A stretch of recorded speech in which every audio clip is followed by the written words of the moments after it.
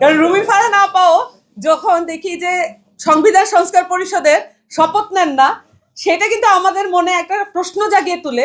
তাহলে স্বতন্ত্র থাকার যে স্বাধীনতা, সেই স্বাধীনতাও কি রাষ্ট্রনীতি প্রকল্প চাওয়ার জন্য যথেষ্ট হয়ে যায়, যথেষ্ট হয় না, এরকম একটা সন্দেহ কিন্তু আমাদের মধ্যে তৈরি হয়।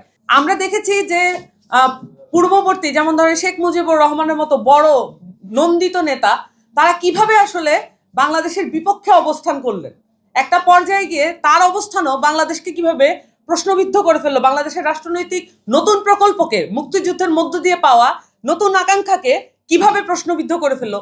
এই আলাপচারিতা একটা প্রশ্নবিদ্ধ অবস্থানে এখনো থেকে যায়। কিন্তু এই আলাপটা আমাদের করতে পারা উচিত যদি আমরা এই মুহূর্তের লিডারশিপকেও, এই মুহূর্তের নেতৃত্বকেও প্রশ্ন করতে চাই।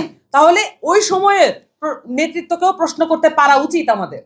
এখন আসেন যে সংকটের আরেকটা জায়গা, যে আমাদের পার্লামেন্টে আমরা আসলে তাকিয়ে থাকি পার্লামেন্টে কে আমাদের কথাটা উপস্থাপন করবেন, কিন্তু সেই জায়গায় এসে আমরা দেখি যে আমাদের স্বতন্ত্র যারা জিতে এসেছেন তার মধ্যে সবচেয়ে নন্দিত যিনি আমার পাশে বসে আছেন, কিন্তু যখন দেখি আমাদের রুমি ফারহান আপাও, হাতালিটা একটু পরে দিলে ভালো হতো, কারণ রুমি ফারহান আপাও যখন দেখি যে সংবিধান সংস্কার পরিষদের শপথ নেন না, সেটা কিন্তু আমাদের মনে একটা প্রশ্ন জাগিয়ে তুলে।